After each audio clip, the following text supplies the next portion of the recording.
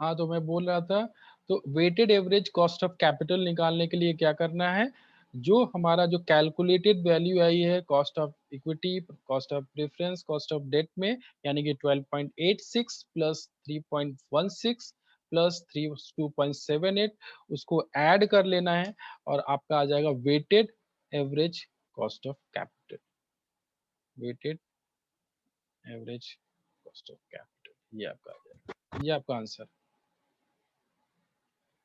18.86%, यानी कि minimum required rate of return होगा 18.80%। इतना तो कम से कम चाहिए ही होगा कंपनी को। ठीक है, इसमें किसी को कोई डाउट? सर एक क्वेश्चन था हम्म, सर, ये जो ऐसे क्वेश्चंस आएंगे उसमें हमें कैसे पता चलेगा कौन सा मेथड हमें इक्विटी का लगाना होगा, यूज करना एक होगा? देखो, इक्विटी में जैसे मैंने बताया था, इक्विटी में ज्यादातर हम लोग जो ग्रोथ मेथड जो मैंने बताया था, यानी कि dividend divided by market price plus growth, जैसी इंफॉर्मेशन हो वैसा आपको वो मेथड लगाना है। अगर तुम्हें अर्निंग पर शेयर दे दिया क्वेश्चन में, तो आपको अर्निंग मेथड लगा देना है। अगर आपको डिविडेंड दे दिया, मार्केट प्राइस दे दिया, तो आपको dividend divided by market price plus growth आपको उस मेथड से लगा कर देना है। तो जैसे भी इंफॉर्मेशन क्वेश्चन में दिया गया है वो मेथड आपको लगाना है।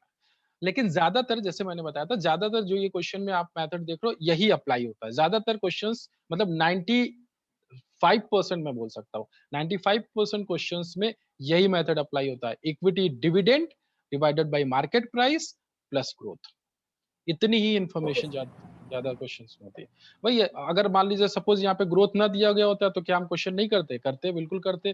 तो हमारा मेथड जो है अलग हो जाता, हम केवल डिविडेंड को मार्केट प्राइस से ही डिवाइड करते।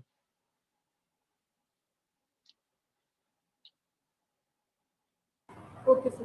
ओके, ठीक है, तो फिर सर तो डायरेक्ट क्वेश्चन नहीं पूछ सकते हैं सर, जैसे कि कॉस्ट ऑफ इक्विटी बताइए या कॉस्ट ऑफ डेट?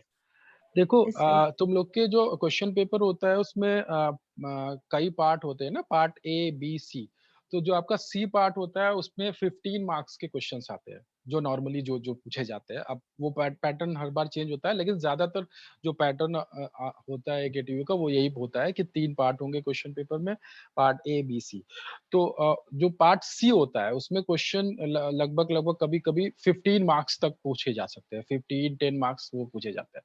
तो वो एक क्वेश्चन में ये फिट बैठता है, ये क्वेश्चन, ठीक है, अगर उस पार्ट के लिए ये क्वेश्चन बिल्कुल फिट बैठता है। तो उस, अगर उस पार्ट की बात करें तो ऐसे ही क्वेश्चंस उस पार्ट में पूछे जाएंगे, पार्ट सी में। ठीक है, अगर सपोज पार्ट बी के लिए पूछ रहे हैं, तो वो हो सकता है कि केवल कॉस्ट ऑफ डेट पूछ लें, कॉस्ट ऑफ इक्विटी पूछ लें, कॉस्ट ऑफ प्रेफरेंस केवल पूछ ले। ठीक है, अगर पार्ट सी के लिए वो जाएंगे तो फिर वो उनको लेंदी थोड़े क्वेश्चंस देने पड़ेंगे, तो इस तरह के क्वेश्चंस भी पूछे जा सकते हैं।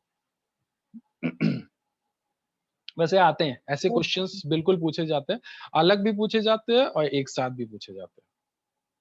सर सारी सर स्टार्टिंग से लेके अभी तक की पीपीटी सर शेयर कर दीजिएगा। कर दिया है मैंने ऑलरेडी, शेयर किया हुआ है गूगल क्लासरूम पर, ऑलरेडी मैं शेयर कर चुका हूँ, वहाँ पे देखो। मेरे ख्याल से CAPM तक मैंने शेयर कर दिया है। अभी ये कॉस्ट ऑफ कैपिटल की पीपीटी नहीं शेयर किया हुआ है, तो ये मैं आज कर दूंगा, क्योंकि अभी हम लोग का खत्म ही है ये चैप्टर। ये बस 1-2 क्वेश्चंस और हम लोग नेक्स्ट क्लास में करेंगे, वो जरूरी है, इम्पोर्टेंट चैप्टर है, इसलिए 1-2 क्वेश्चंस और कर लेंगे, उसके बाद मैं इसको भी अपलोड कर दूंगा, या आज मैं कर दूंगा, कोई प्रॉब्लम नहीं, इसको आज ही कर दूंगा।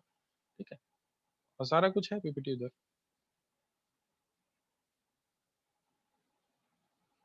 तो और क्वेश्चंस कर सकते हैं? नहीं, रहने दो, अभी नहीं करेंगे, टाइम तो हो गया है। आप लोग को अभी इसके बाद भी क्लास करनी होगी, है क्लास की नहीं? है। है, ठीक है, ठीक है, फिर नेक्स्ट क्लास में फिर इसी को कंटिन्यू करेंगे, यही चैप्टर को 2-3 न्यूमेरिकल और करेंगे, उसके बाद अगला कोई टॉपिक स्टार्ट करेंगे। Okay, thank you class.